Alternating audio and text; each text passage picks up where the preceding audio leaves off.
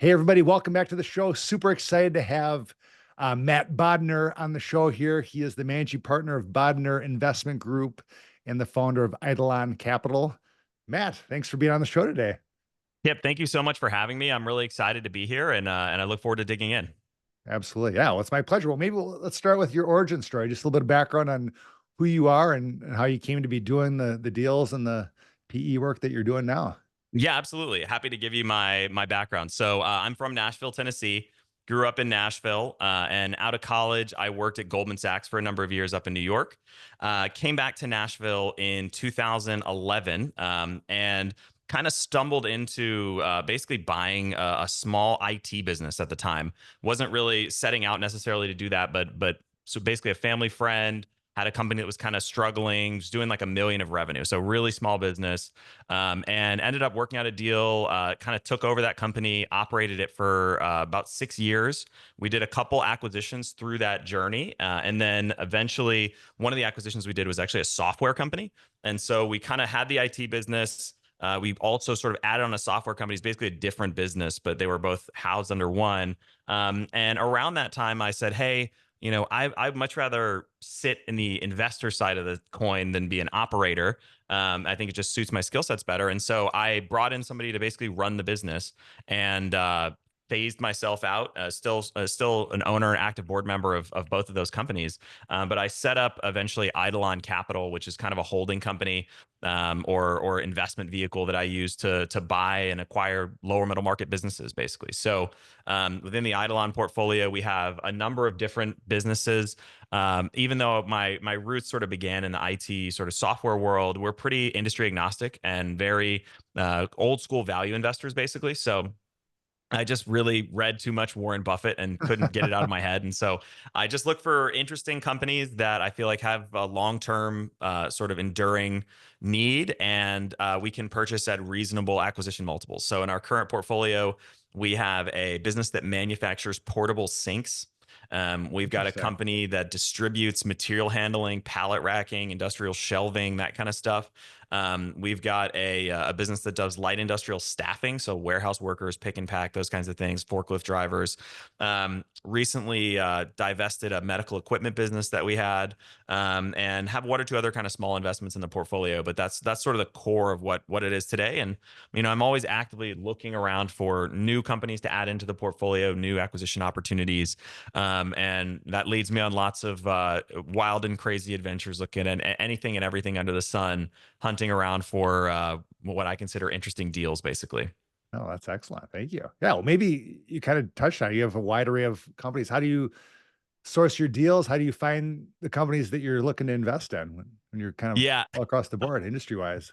very good question. The short answer is I do all of the things. So really, I'm a believer that deal sourcing is, there's certain strategies that, I think anybody should be doing, but the reality is it's very much an accumulation of a lot of small edges or small, lead generation channels that sort of snowball together to generate real opportunity flow. And some of it just takes time, candidly. But if I look back at the catalog of deals we've done over the last 5 years, one of the deals with an inbound lead off of my website. One of the deals we sourced with direct mail, right? So Huh. you get those letters every now and then that's like, "Hey, I'd like to buy your house," right? Imagine the same thing, but just sent to a business owner that's, "Hey, I want to buy your business." So direct mail, we bought a business off of that. Network referrals are phenomenal, right? So one of our deals was just a warm referral from a financial advisor, basically, that I had a relationship with. Um, um, Brokers are obviously a big piece of the puzzle, or advisors working with companies that they're looking to sell. That can be a bit of a mixed bag, but there's some great Uh-huh. advisors out there that are really good to work with, and there's some that are terrible and really hard to work with. And Yeah.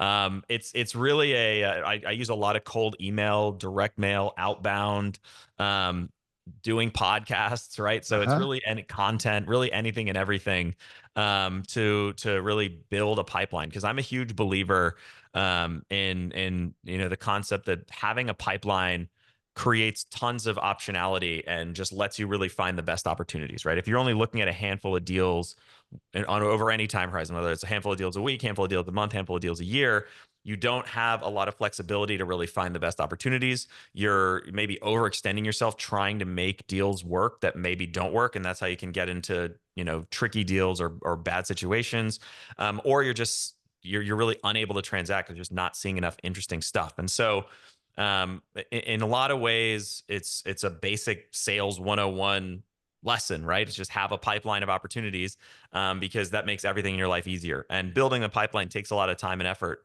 but I think it's an important piece of the puzzle. Yeah, very good. Yeah. We kind of talked before we hopped on here, kind of two different types of entrepreneurs. One that wants to be an entrepreneur, and rather than just starting a business, they just want to start out by buying a business. And the converse, someone that actually has an operating business and they want to do M&A, grow or diversify. So maybe kind of touch on either one of those as a starting off point on kind of strategy. And I know you mentioned you have a newsletter that kind of feeds into this, so you can share a little bit about Yep. that too, and kind of how that plays into those two arenas. Sure. Yeah. So and zooming out even one degree, right? I mean, I think about I've started companies, I've acquired companies, and my general thesis is it's a lot easier whether you're an entrepreneur who wants to go into business. I think it's much easier to buy a company than to start one, and I'll give you my Mm, whole TED talk about that. excellent. And then if you want to grow your business, right? I mean, I genuinely think the math really proves this out. Roll ups or growth through acquisition is one of the most powerful growth strategies out there. And if you look at big companies that have really scaled massively and quickly, in a lot of cases, there's certainly examples of organic growth that's gone really well. But there's tons of illustrations of, especially in industries, like if you're not growing with M&A, your kind of base case growth scenario is just whatever the CAGR is of the industry that you're in.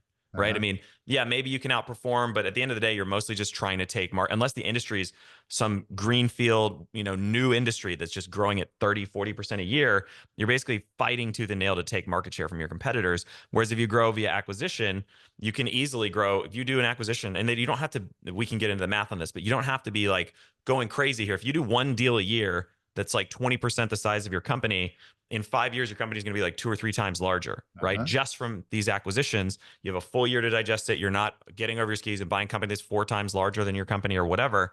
And so there's some really cool stuff. But if you zoom all the way out, right, one of the most interesting dynamics in the M&A world to me is what they call the silver tsunami, right? And you've probably heard it, but the idea is that there's a huge amount of baby boomers that are Mhm. retiring over the next decade or so, right? And I've seen different estimates and different stats and this kind of stuff, but there's hundreds of thousands of businesses at a minimum. I think there's estimates that it's trillions of dollars worth of enterprise value that have to change hands over the next 10 to 15 years, right? Even the next 20 years.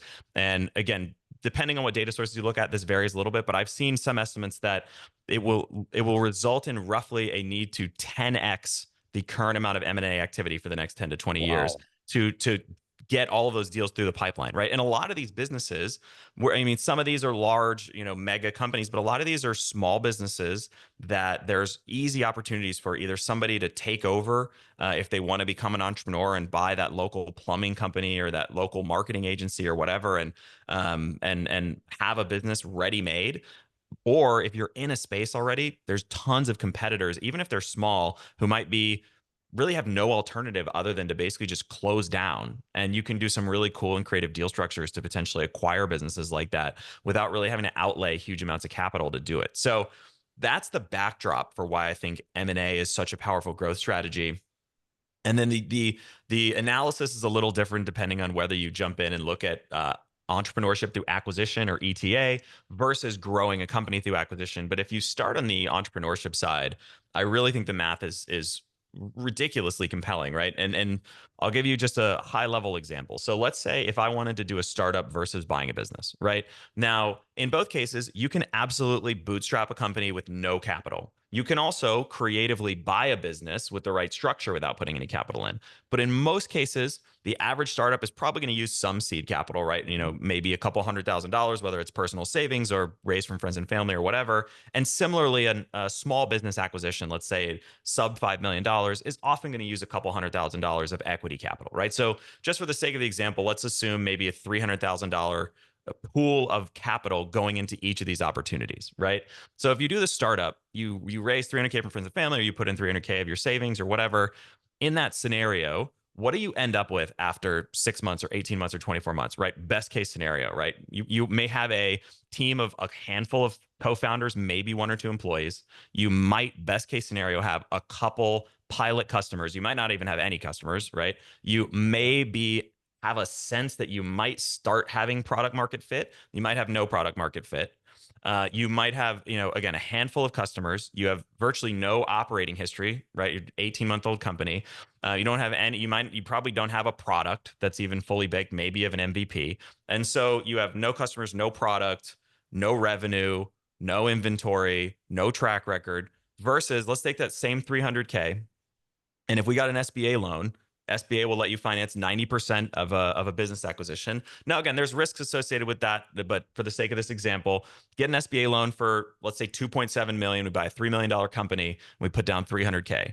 What does a $3 million business look like? Well, it depends a little bit on the acquisition multiple and stuff, but at a 4x multiple, a $3 million business would be doing $750,000 a year of profit or EBITDA or earnings, right? So just 4 times 750 equals 3 million, right? So we could buy a company with 750K of profit for the same 300K using an SBA loan. Now, what does that business look like just from a characteristic standpoint? Well, if it's doing 750 of profit at a 25% profit margin, that's about 3 million of revenue, right? So on 3 million of revenue, how many customers is that? Depends a little bit on what your average revenue is, but easily, even at 100K, it's 30 customers, or at 10K, it's 300 customers, right? At $1,000, it's 3,000 customers. How many employees is that, right? Well, you could easily have 500, $1 million, $1.5 million of payroll. So you might have 10, 20, 30 employees, right? You have a product, you have inventory, you have product market fit because it's something that's already being sold. You have a track record. It might be a 10-year-old company that has a great reputation. It also might be an under-optimized company. We could jump in and talk about that, but I've bought companies that didn't have a website. Their marketing was a TV commercial that was 20 years old. The entire business was operated with pen and paper, and it was doing $4 million of revenue. You know what I mean? It's like, you don't have to be a rocket scientist to be like, I think we can improve this thing, right? Yeah. So you end up with all that stuff, and you take the 750K of profits. You probably, depending on what you assume for your interest rate and stuff, let's just say round numbers, maybe 450 of that has to go to debt service, and you have like 300K of profit left over every year. Now, maybe reinvest some of that, maybe distribute it, whatever, but the returns on that are ridiculous compared to a startup. So to me, the acquisition entrepreneurship versus startup path is it's almost insane to think about doing a startup when you could buy and there's this torrent of businesses coming for sale over the next decade. If you want to be an entrepreneur, to me, it's no question you should be thinking really hard about acquisition entrepreneurship as opposed to a startup. No, that's fantastic. Absolutely. How about the converse? If you have a business going and you want to grow through acquisition, how do you think about that? Yeah. So similar thought process, right? And I mean, again, it's not to say you should eschew organic growth. You should still pursue it. I just think there's tons of ways that acquisitions can create value. Similarly, we probably need to unpack a little bit of math to really make it meaningfully make sense. But one of the biggest drivers of company value is what's called the size premium. And the idea is really simple. It's basically the bigger a company gets, the more it's worth, right? Even after you account for the fact that it's bigger. So what I mean by that is, let's just assume an industry, right? We'll just say marketing agencies, for example. So a marketing agency doing $1 million of profit, or the term I'll use, you often hear people say, is EBITDA, earnings before interest, taxes, depreciation, and amortization. Generally a fancy way of saying profit or earnings or cash flow. They're not exactly synonyms, but they're close enough. And so let's say you have $1 million EBITDA marketing agency. It might trade. There's a little bit of variance here, but let's just say round numbers at a 5x multiple, right? 5 times 1 equals $5 million value. Now, and let's just say that agency does SEO marketing for healthcare companies, just making that up, but that's $5 million business. Now, let's say you had an SEO marketing agency for healthcare companies that's doing 10 million of EBITDA, right? Okay, well, that company's 10 times bigger. So we would assume, oh, yeah, okay, so it's worth 10 times more. Well, that's definitely not the case, right? So we have this $5 million company. If a company's doing 10 of EBITDA, a marketing agency in this case, it will easily trade for a high single digit or even low double digit multiple on its earnings. And so if we just assume a 10x multiple, that 10 million earning stream times a 10x multiple is $100 million value, Uh-huh. right? So the company is worth, it's 10 times bigger, but it's worth 20 times more Huh. because of the size premium. So if you just used a 5x multiple on that business, it would be worth 50 million. But because the size premium, it's worth 100. So the size premium alone adds $50 million of value to that company, which is crazy. So what happens is as the company gets bigger, it gets even more valuable, like almost it's not perfectly exponential, but sort of in a, exponential-esque curve. Uh-huh. And so if you apply that principle, there's a bunch of different ways you can do this, but if you apply that principle to growing a business, right? If you go out and buy companies, you can start to get your multiple much bigger, right? So if you're that $1 million agency that's doing 500K, or let's take it even smaller, right? So let's say you have a marketing agency that's doing $700,000 of profit, right? And so the smaller you go, your multiple gets lower, just as the converse of that. So Uh-huh. if you're doing 700K, you might only trade at like a 4x multiple, right? If you're doing 500K or 300K, maybe you're trading at a 3x multiple. So if we have an agency that's doing 700K of EBITDA at a 4x multiple, right? That's what, $2.1 million, if my math is right, or no, $2.8 million. Real time math. So $2.8 million value, right? At a 4x multiple. Let's say we go buy a business that's doing 300K of EBITDA, right? So we go buy this thing for 300K. It probably trades at a 3x generously, maybe even a little lower than that. But let's just say we go pay 3x. We'll set aside the question of how we pay that, right? Uh-huh. Could be debt, could be equity, could be a creative structure where we don't actually have to come out of pocket for anything. But let's just say we pay 300K. We'll just say all cash, just for the sake of this illustration. So we go pay that 300K EBITDA business at a 3x multiple. We pay 900K for that company, right? 3 times 3. Uh-huh. We are a $2.8 million business when we buy that company. So 2.8 plus 9 should in theory be a $3.7 million business after we merge them together, Uh-huh. right? But now that we're $1 million of EBITDA, we've kind of moved into one multiple bucket higher. And so now we're at a 5x multiple. So we had 700K of EBITDA, we bought 300, now we're at $1 million. So we're actually a $5 million company, right? So 2.8 plus 900 equals, instead of 3.7, 5 million. So it created $1.3 million of value by buying a 900K company. $1.3 million of value after the 900K is accounted for. Mhm. So it's really, really cool. And you're not like, you don't have to go, you could do that deal all stock, right? Like you could give away whatever it is, 30% of your company to buy that. But what happens is you now own 70% of a company that's worth 5 million instead of 100% of a company that's worth 2.8, which is you've increased your total net value. So you could go do a deal like that once a year, whether it's using an SBA loan where you're putting almost no equity in, or whether it's using the stock of your company, or whether it's using cash from your balance sheet. You do one of those a year, suddenly you wake up and you go from $1 million of EBITDA to $1 million, you go from 700 to $1 million, then you go to maybe $1.3 million, then you go to $1.6 million, then you go to $1.9 million. And by the end, you're at like $2.5 million. You're starting to trade at a 6 or a 7x multiple, even after you account for, even if you used 100% debt to finance all of those. Uh-huh. After the cost of all your acquisitions, you've added millions of the value to the business. And then when you sell it, you're getting a much better outcome. And it's easier to see the stuff if you like look at a spreadsheet, Uh-huh. but back of a napkin, there's incredible amount of value that can be unlocked through growing with acquisitions. And if if your company's doing $700,000 a year, buying a company that's doing 2 or 300K of EBITDA, like that's not going to be some huge thing that's really difficult to digest, right? It's probably a couple employees. You just migrate them onto your systems, and if you're doing that one time a year, that's very, very achievable. Now Uh-huh. you can accelerate that and do a deal a quarter, right? If you really want to get aggressive, and if you look at really fast growing roll-ups, they might move at a pace that's faster than that. But generally speaking, you can, with a very methodical, slow, thoughtful pace of acquisition, really unlock a lot of value, even over a 3 to 5 year time horizon, by just doing a couple deals. And if you really want to hit a big exit, I think that's a faster strategy for building the value of your business than just organic growth, and creates a lot of opportunities. So we went through a lot of math there. Hopefully that wasn't too over the top, but should give you some illustration of why these things can be so powerful. Yeah, that's fantastic. How about talk a little bit about just creative, acquisition strategies? You talked about debt, equity, but what are some creative ways to do it? Yeah, there's a bunch. And especially when you're looking at these smaller businesses, there's some really, really cool creative ways. But before actually I thought of another thing I wanted to bring back Sure. up, which is the other thing we didn't even talk about in those examples a second ago, especially growing an existing business, are what are called, you hear it's like a buzzword, but what the synergies of doing the merger, right? So synergies, again, kind of eye roll, like corporate jargon, but synergies are actually really interesting. And you can have what are called revenue synergies, which are basically positive benefits of doing a merger on the revenue side, and you can have cost synergies, which are positive benefits on the cost side. So if you do one of those deals, right, all of the math we just went through just assumes the company stays flat. Well, what happens if you have an SEO company and you buy a company that does, let's say, paid media or web development or whatever? You can cross sell all your services into the into that new customer base that you acquired, Mhm.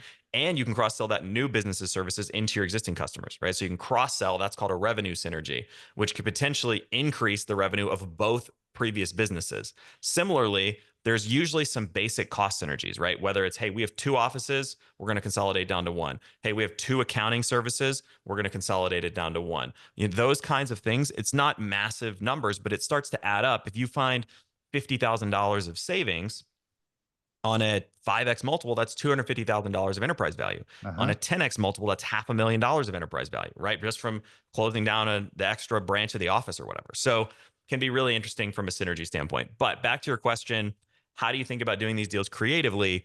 There's two big creative deal structure models that I personally like to use, and I'll give you a couple examples of. And I've seen folks deploy really effectively in the lower middle market, especially for small deals like sub-$1 million deals. One is what I call an acqui-hire, and the other is what I call a business giveaway. So Okay. an acqui-hire works super well if you have one of these what I would call dancing bear businesses, which is basically when the bear stops dancing, the business stops making money. Uh-huh. And you often see more or less sole proprietorship businesses that are doing $500,000 of revenue and making $100,000 or $200,000 of profit, but it's all the business owner and maybe one or two employees, right? Those kinds of businesses, and especially as we think about the context of the silver tsunami and retiring business owners and so forth, those kinds of businesses really don't have an exit strategy, right? Because there's not really a ton that you can buy. And if they want to keep, and a lot of times what you'll also see, especially for acqui-hires, is you might have somebody who's really talented. Have you ever read the E-Myth by Yes. Michael Yep. Gerber, right? So Yeah, you've got the absolutely. technician, the manager, and the business owner, right?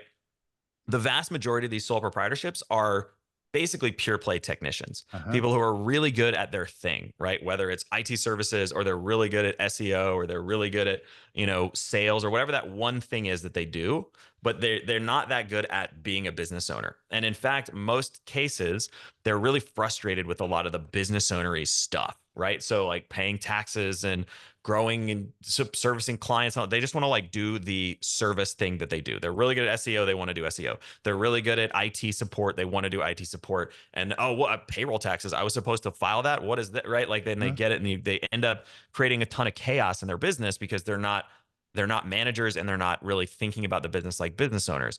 And a lot of times they get really frustrated and burned out. So the classic pitch for an acqui-hire is, hey, sole proprietor, you're doing, $500,000 of revenue. You're pulling your hair out because you're doing 4,000 things at once. It's really hard to be a small business owner. You're juggling 100 balls. You just want to do your thing. How about you come and join our mothership where we're going to let you do your thing and you can make the same amount of money you're already making, right? Let's just say 150, whatever, $150,000 plus some incentives as your business unit or your customers or whatever grow and you keep doing your thing better, you can make even more money.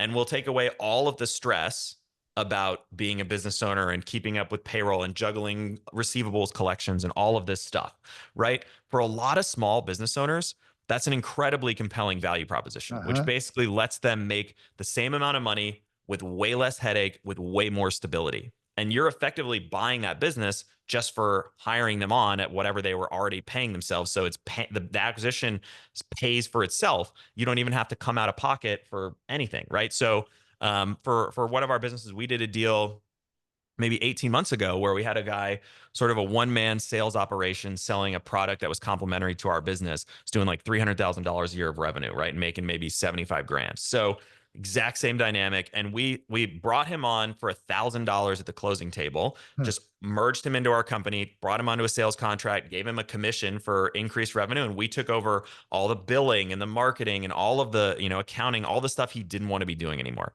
And then just put him in a lane where he could do his thing, right? And support him with even better resources so that he could do it even better. So that's what I would call an acqui-hire, which those deals can be done for basically no capital outlay, right? So you could do one or two of those a year, not really risk anything, and start to tack on a couple $100,000 of earnings here, a couple $100,000 of earnings there, and then you bake in some synergies, it gets even more interesting. So Mhm. a business giveaway is a very similar situation. And the big difference is a business giveaway, the business owner typically wants to leave, or Okay. they're burned out and they want to retire. So, or they're exiting the business in some form or fashion. So in our IT business, one of the first deals we ever did was actually a business giveaway. So we had a couple different business units, but somebody who was basically in our network reached out to us out of the blue and said, "Hey, I own this data center business, and I have another company. It's taking up most of my attention. I don't want to be in the data center business anymore." And so he basically said, "I'm going to shut this thing down. Do you guys want it?" Right? And it was doing about 400K a year of revenue.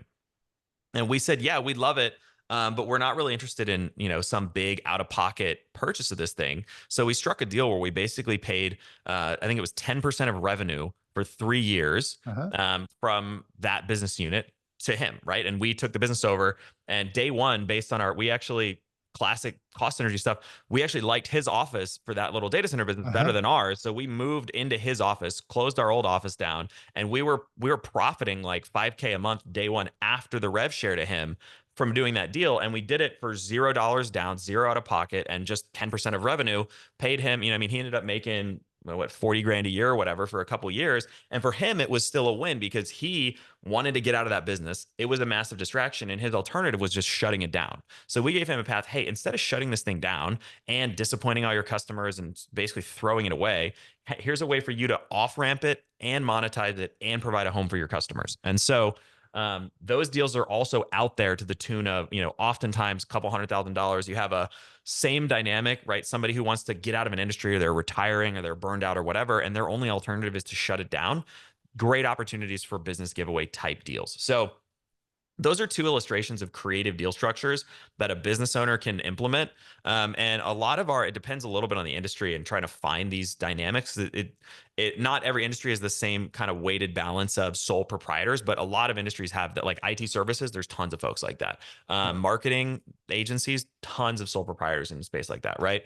And so our growth approach in a lot of these businesses is to sort of, I mean, it's not our sole strategy, but to find sole proprietor type businesses and create structures like this to give them an off ramp.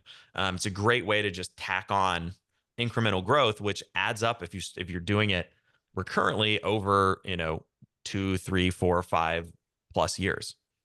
Oh, very good. How about how important are you when you're looking at these businesses besides just the economics, culture, core values, those types of things? Or how are you instilling those in your acquisition companies?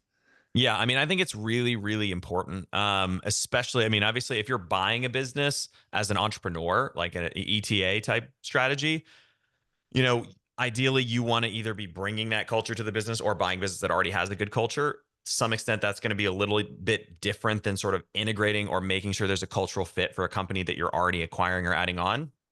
But to me, I mean, there's the classic Peter Drucker quote, right? Culture eats strategy for breakfast. And Right. I'm a huge believer in really trying to ensure that there's cultural alignment in an acquisition or a merger. And if you feel it's hard to quantify that in a lot of cases, for better or worse. The best thing that I've been able to ascertain is basically trust your gut. If you feel like there's a cultural mismatch, probably is for whatever reason, even if you can't quite put your finger on it. I'm also, and this is generally just kind of my management approach, but I typically try to have a very collaborative approach with the management teams of any business that we acquire versus having kind of a command and control approach. And so, I genuinely want the feedback of the management team about, hey, what do you think? Right? Do you guys think it's a cultural fit? Are you concerned about this? What about this behavior or this value or this thing that they're doing that seems misaligned with our culture? How do you think about that? And so, I'm a huge proponent of ensuring there's cultural alignment. Again, there's not a perfect strategy for doing it other than just trying to really get to know people, understand their values, understand what they're doing. But if I look at like the best performing companies that I've been a board member, investor, partner in, they're always really heavy on culture, right? Uh-huh. To the tune of like values on the wall, like that kind of Mhm. stuff. And how involved are you as the acquirer in the actual operation of the business? Are you keeping the leadership in place, or how do you look at that? Our general approach is, I mean, we're ideally looking for companies that have largely the management in place already, right? I Mhm. mean, again, we've replaced management, we've brought in folks from the outside using executive recruiters, which can be a great resource. And our preference is definitely that there's at least a healthy amount of operational infrastructure there, right? And it doesn't have to be like every piece of the team perfectly filled out, but generally want to see like a VP of ops or a COO type role that's kind of keeping the wheels on the bus. If there's not a true, it depends on the size of the company to some extent, but if there's not like a true executive leader providing strategy and the 5-year vision for the business, I think we're comfortable filling that seat in from like a board standpoint. But we want to see kind of the sales of the business, the operations of the business, that kind of stuff really have some existing management depth. So I would characterize our approach as being active board members. We typically meet with management teams on a weekly basis, just like a 30-minute check-in call, kind of see what's going on. We'll be on premise, depending on the business, maybe monthly or quarterly, for either sort of a monthly financial review or a quarterly board meeting or both.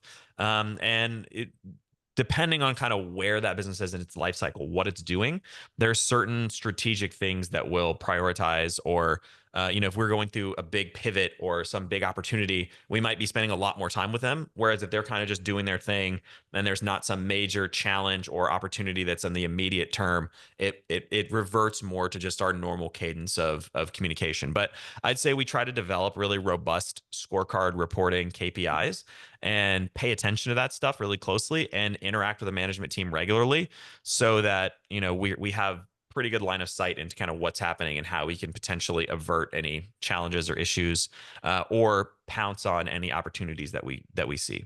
Oh, very good.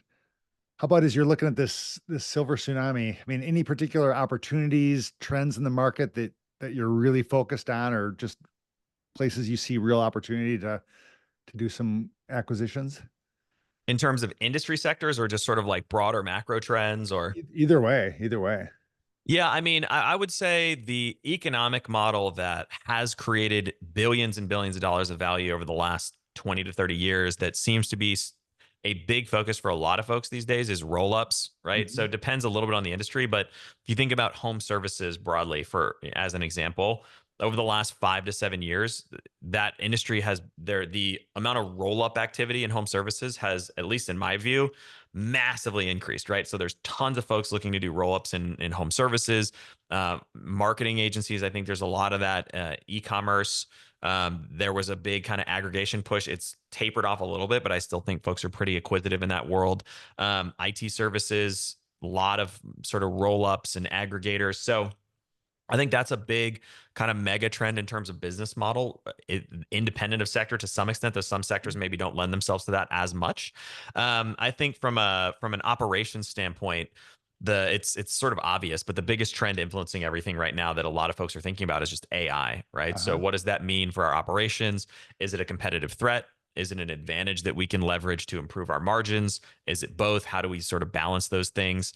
We try to, or maybe not try to, but we end up playing in many cases in spaces that are more old school, kind of old economy stuff, right? Like manufacturing, industrial distribution, those kinds of places where, I think AI will have an impact. But if you're like making things physically, I think it's you have some, to some extent. Again, there's other competitive pressures for a variety of reasons, but you're to some extent hedged against AI kind of replacing that, right? Or at least in our view, but we could certainly be proven wrong. So I think AI is the big one. Again, less. I mean, some industries and sectors, I think it's a massive competitive threat. Some, I think it's just a value enhancer, and some it's sort of a double-edged sword. It's a little bit of both. The only other trend that I would flag is just as a very short-term trend, is thinking about the rate environment. Is there a Mhm. recession risk in the near term? Those kinds of things I think are conversations that we're paying a lot of attention to, looking at, as we evaluate deals, figuring out, do we feel like there's recession risk? How's the consumer behaving? Are there still knock-on effects from COVID, or have things largely normalized? Those are all kind of big pieces of the puzzle that we're trying to parse through and evaluate. Oh, very good. How about any particular strategies that have proven most effective for identifying and capitalizing on high growth opportunities for you guys? That's a really good question. I mean, I think for better or worse, it's been pretty deal specific in terms of looking for growth opportunities. The commonality for us has largely been businesses that are just really under optimized, right? Okay. And maybe that comes with the territory of both the sectors we're typically playing in and or being a value investor. But I mean, we're regularly looking at deals, as I mentioned, that maybe there's no website, right? There's Mm. the entire processes are all in some cases actually pen and paper, Uh-huh. like carbon copy sheets, that sort of stuff, handwritten time cards. And so our strategy is not necessarily, and again, I think there's people who've executed this strategy really well. It's just not been our approach. Our strategy is less like, hey, we know this one thing. It's like the foxes and hedgehogs. If you ever heard that analogy, right? Um, and probably like the hedgehog knows one thing really well, and the fox like knows lots of different things.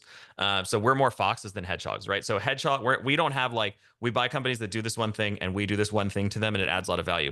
Honestly, I kind of wish we were, because I feel like that's a really simple way of viewing the world. Sadly, we're more on the fox camp, where we're sort of looking at like, hey, we're generally looking for this set of characteristics, and if we feel like we can add value because it's under optimized, and I'm a huge believer in the concept that you make your money on the buy in most Uh-huh. cases. And so, really looking for opportunities where we don't have to be a genius for the opportunity to make sense. We don't have to have some secret sauce for it to be a good deal. If we can add value, awesome. But even if we don't really add much value, we still want the deal to stand on its own. And so, every deal is a little bit unique, but generally it's been just optimizing the business on the marketing side, leveraging things that most of these businesses don't pay attention to, like SEO and paid media, and basic strategies that you can use, digital marketing, um, building out a sales infrastructure, using cold prospecting, right? Like just sort of plain vanilla best practices from a marketing and sales standpoint, but just that aren't being implemented or really thought about. And on the cost side, I think it's the same stuff, right? It's, hey, let's have a purchasing function that evaluates materials costs and and RFPs things, and has vendors compete against each other for pricing and terms and that sort of stuff, right? It's not rocket science, but it could save some money, right? It's Uh-huh. like, hey, if we can figure out how to peel 50K on this piece of materials, and 30K here, and 50K on shipping and this kind of stuff, it starts to add up, right? And suddenly you've added $200,000 or $300,000 to the bottom line. Which, if a business is doing, if a business is doing a million of EBITDA, if you had 300K, that's a 30% profit growth, Right. just by paying attention to a purchasing program, or being a little more thoughtful about material sourcing or whatever. Similarly, looking at the cost side of the business, as I mentioned, AI is a big focus for us. So we're always sort of looking at, is there an AI use case? If not, is there sort of an offshore use case, right? So we've been big proponents and users of building functional support organizations overseas, i.e., in the Philippines, or kind of augmenting key folks in our staff or our team with overseas resources, and found that to be a really cost-effective way of solving potential problems, sort of creating additional capacity, and not necessarily from a reduction of full-time employees standpoint, but more so from a, hey, we have this team, we can get 2 or 3 times the output from this team by hiring one person overseas to support them or augment what they're doing. That's been a really meaningful piece of our strategy. So it's kind of on the revenue side, it's just basic best practices. On the cost side, it's really around leveraging AI, leveraging outsourcing, offshoring, that kind of stuff, and then being more thoughtful about purchasing and vendors to try and find some opportunities for cost savings or better terms, right? Even just from a cash flow conversion cycle, like getting better terms from your vendors can meaningfully improve the business's cash position or its cash conversion. And so paying attention to stuff like that is are things we like to look at. Yeah. How about what's one of the biggest challenges that you faced in whether it's acquiring or growing and scaling these businesses, and maybe how'd you overcome it? Yeah. So, I mean, I think honestly, it sounds nice, but I think every day, a lot of it is just dealing with challenges, right? Yeah. Um, this is a learning that I've continued to come back to. And it seems to generally prove itself the case, though not in every instance, but generally, the smaller the deal is, the more headaches it comes with. Mhm. And so my biggest lesson has often been to focus more on bigger opportunities because you just have more resources to solve problems, right? And you can afford better talent. And you can spend money to solve problems instead of having to be super scrappy and not having the resources to be able to address those. And so, in a lot of cases, small organizations, small teams, businesses that were, that just didn't have the resources to meaningfully kind of commit to tackling their issues are typically the ones that take the most headache. I would say the other one that's related but not exactly the same is like I pay a tremendous amount of attention to cash conversion cycle and businesses that have generally a positive cash conversion cycle, which is like a fancy way of saying you get paid before you pay your expenses, right? Uh-huh. And businesses that eat cash as they grow are just way harder to scale and way more stressful than businesses that generate cash as they grow. And generally buyers of businesses understand that. And so businesses with a positive cash conversion cycle or really predictable revenue cycles often trade for higher prices. And so, finding that balance of opportunities that maybe are net cash generators, that you can also acquire for reasonable sort of value multiples, is not quite searching for needles in haystacks, but it takes a lot of filtering and sifting and really hunting around for the right opportunities. Yeah. How about kind of economic impact, economic cycles? How is kind of the broader economic cycles impacted your investment decisions? Yeah, I mean, on the M&A side, I mean, it's been a weird market environment for the last Uh-huh. couple of years. I mean, fortunately, knock on wood, we've our entities have largely been performing pretty well. I mean, I think there's certainly concerns around recession or slowdown or whatever. It seems to be kind of a seesaw of like, hey, maybe we're headed to recession. Hey, maybe we're going to have a soft landing. The Fed's going to kind of keep everything aligned. But, that's probably that's a big piece of uncertainty for existing investments we have, and also really looking at new deals. It's like, hey, how do we feel like this is going to perform if we enter a recessionary environment? My primary focus is in the acquisitions world, but I've done some real estate investing and have a number of investments in the real estate world. I'd say the rate environment of the last couple of years, especially in real estate, has been really challenging.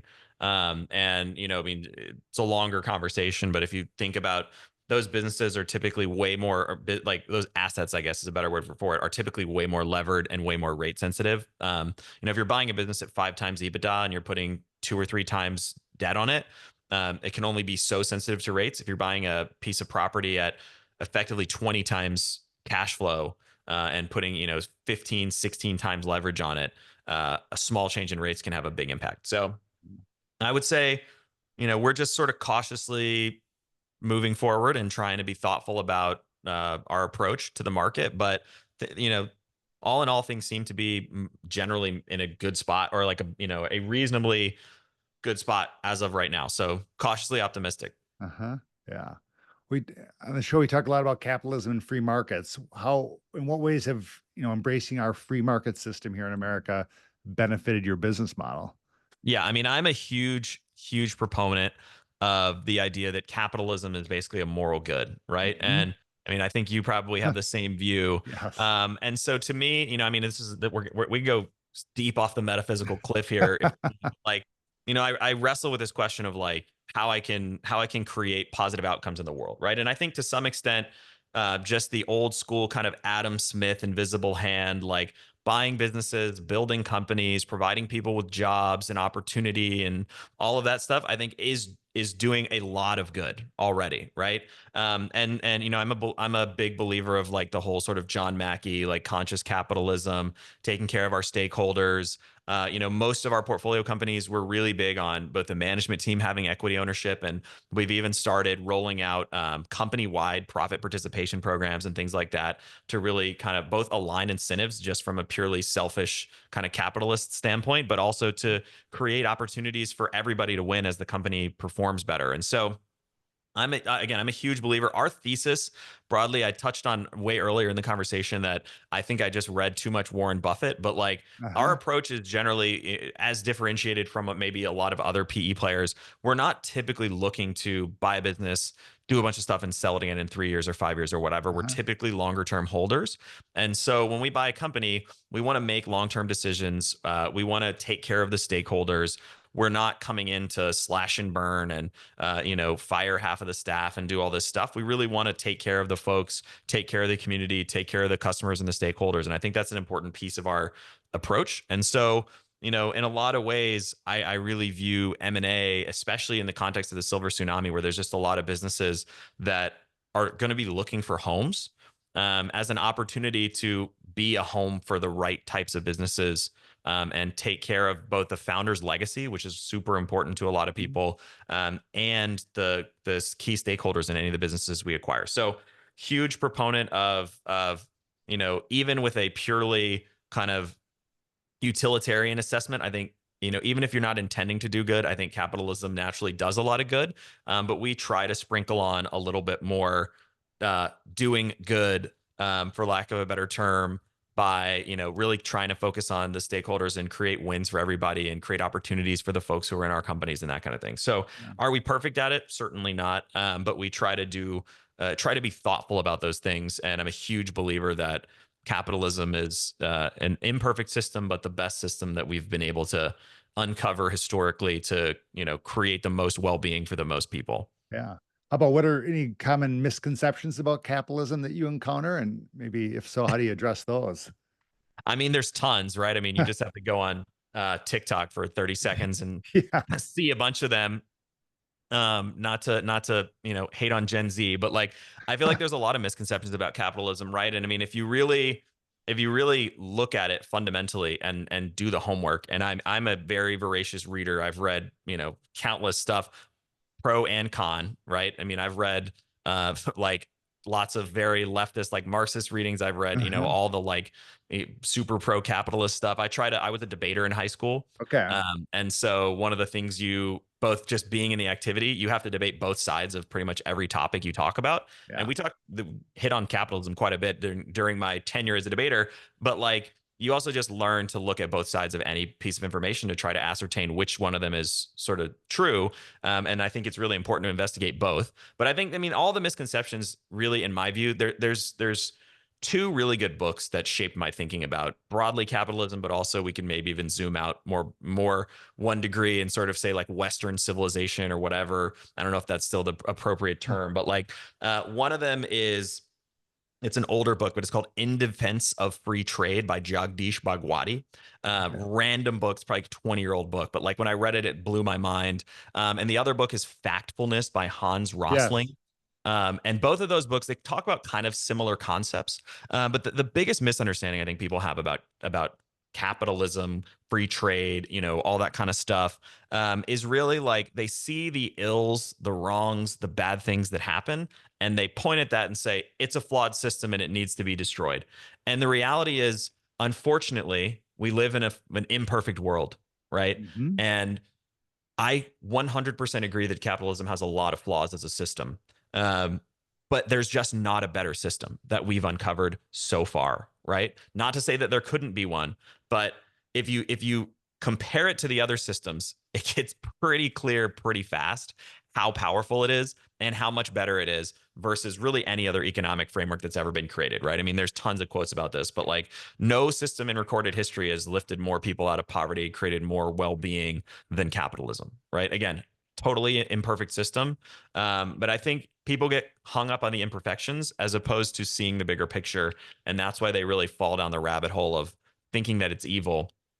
But if you really thoughtfully address the question of, okay, it's evil, so what should we do about it?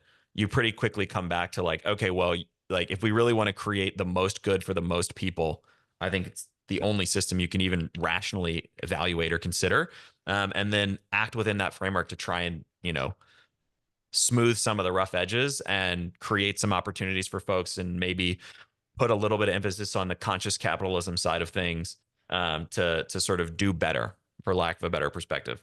Yeah. How about maybe turning to leadership a little bit? How has your personal definition of leadership evolved as your businesses have grown and you've done more acquisitions? Yeah, I'm a very I think this is I don't know if it's I think it's just my personality for better or worse, but as I mentioned earlier, like I'm a very collaborative, I don't even really like the term leader.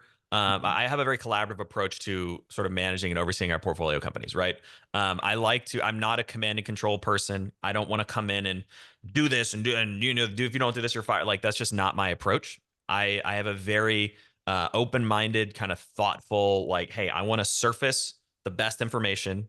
There's zero ego evaluating what that information is or what path we should take based on the assessment of that. And then I want to make rational decisions around that. And I want to empower the team to be able to do that. And I want to give them the resources to be able to do that. Right. So my interactions with management team is often just kind of surfacing information, helping them think or evaluate potential paths forward, and providing them with resources. Hey, I met this person who's really good at SEO or really good at recruiting or whatever. I just wanted to connect you guys to see if it's a relevant resource as we pursue our bigger picture goals. And so I guess you could call that. I don't really love. I don't know. I don't really consider myself like a leader. But that's I guess my leadership style or my management style is just very sort of. I optimize for like rationality, open mindedness, collaboration. I also try to generally have an orientation towards speed, right? And Mhm. it's like I'm a big believer of like if we have 70% of the available information, that's good enough to make a decision as long as it's a reversible decision and we can reasonably course correct. I will pretty rapidly bet on I'm also a pretty big poker player. I played in the World Uh-huh. Series of Poker a number of times and Oh, wow. I'll pretty rationally or maybe rationally, I'll pretty quickly be like, hey, okay, how much is this growth initiative? Okay, it's going to cost us 10 grand a month for 3 months. And if it works, it's going to add $500,000 of revenue. If it doesn't work, we're going to lose 30 grand. Okay, great. Green light, go. Right. We'll evaluate in 90 days if it's working or not. Right. So I try to be very quick with lots of little experiments. And not many of those don't pan out, but every now and then one of them can kind of pan out and be a really compelling sort of growth opportunity for our businesses. Right. So, um, that's sort of high level how I think about, growth management, leadership, those kinds of things. Oh, very good. How about just kind of thinking of legacy? How are you working to build a lasting legacy through your M&A activity and in your business ventures? Yeah, that's a really good question and one that I wrestle with a lot. Just transparently, I think Mhm. for whatever reason, maybe it's my personality, maybe it's just my upbringing. Like, I don't have a lot of ego associated with any given business of ours, if that makes sense, right? I think if you're a founder and you've built this thing and it's your baby and your name's in the title, right, or whatever, like a lot of times you have more of and I'm not picking on you, I'm just joking, I but know, no, I know, I know. you have a lot more ego tied up in like this is my thing, right? Whereas I guess part of the reason I like acquisitions is because if I'm buying a company with somebody else's name on it, Mhm. like I just want to do the rationally optimal thing for that business. I don't have any ego about like, but it's my thing. So on a company specific level, I don't really think about like my personal legacy, quote unquote. I think the legacy, it's an open question, one that I wrestle with candidly a lot, right? So if I think about, I want to have a positive impact on the world. I want to do good. I want to create positive outcomes for the people that I interact with. What does that mean? It can mean a lot of things. But generally, I want to, operate from a place of integrity. I want to do good things. I want to take care of people. I don't want to sort of take advantage of people and do things that are generally like sort of evil or wrong or malicious or whatever. And again, I'm not perfect at that by any means. But I think my approach is when I think about legacy, as of right now, and it's an iterative question that I haven't perfectly answered. So I want to caveat that again. As of right now, it's really about just on a even like a daily basis, but also through the businesses that we invest in and interact with and the people that I interact with, I want to just positively impact people. That's a very broad definition.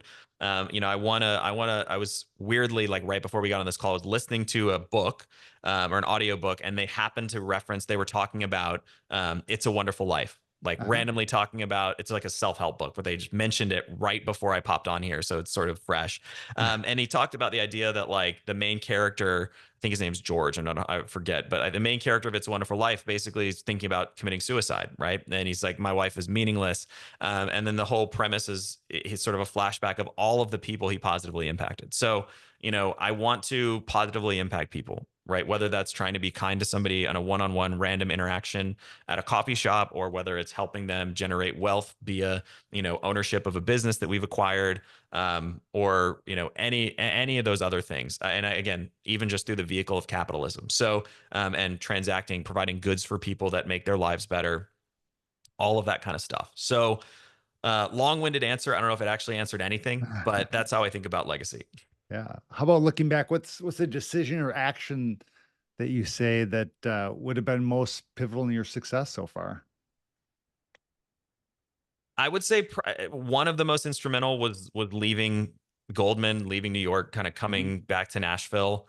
It was a tremendous learning experience, but I kind of realized that I didn't want to be part of a big, Fortune 500 kind of corporate culture. Just didn't sort of fit with my energy, and I think ultimately created the ecosystem for me to be able to pursue bigger opportunities, ones that I had ownership of, those kinds of things.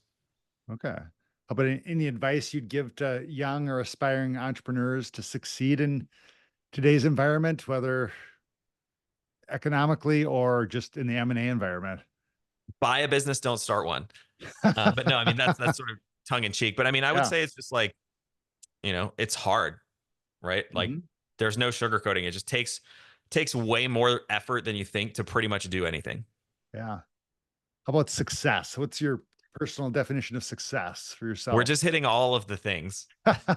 We're getting all of the super deep topics. I think it's a lot very similar to my perspective on legacy, right? I mean, it's Yeah. like, what is success? I think it's like leaving a positive impact on the world. I think it's taking care of my family. I think it's trying to be a good person.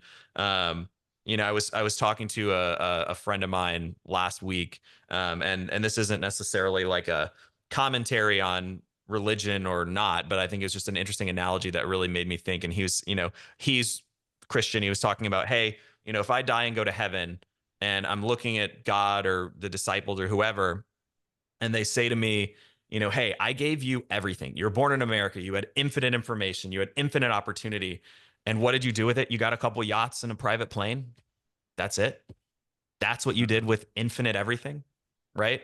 And that really like stuck with me. So, I mean, just thinking about like, what is success? I mean, yeah, cool. Like money, planes, whatever. Like that's cool to have and aspire to. But at the end of the day, like I think it's really positively like touching people's lives is way more important than that.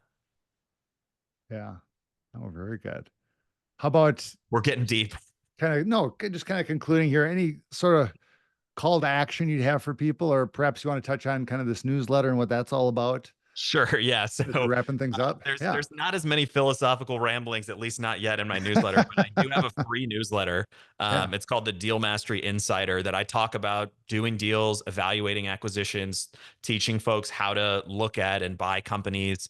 And we have a free email every week. I actually created like a little, basically 6-part kind of course for folks who are interested in buying businesses. Okay. That's totally free when you sign up, and I just call it my business buying playbook. You can get it at mattbodnar.com/playbook. And that puts you on the newsletter. You get the free thing. And it's, if you want to hear more ramblings from me about all the cool stuff about buying businesses, or capitalism changing the world, or whatever else, that less about that stuff, but maybe I'll add some into the newsletter down the road, but more about evaluating deals and how to buy companies and source them and all that kind of stuff. Oh, perfect. Well, good. And we'll put all that in the show notes too. But this was fantastic, man. Really appreciate your time. This is fascinating and super, super helpful. So thank Awesome. Well, you. Kip, I appreciate you having me on the show, and exploring all these myriad topics. It was a fascinating conversation, so I really appreciate it. All right, cool. Well, thanks so much. All right. Awesome.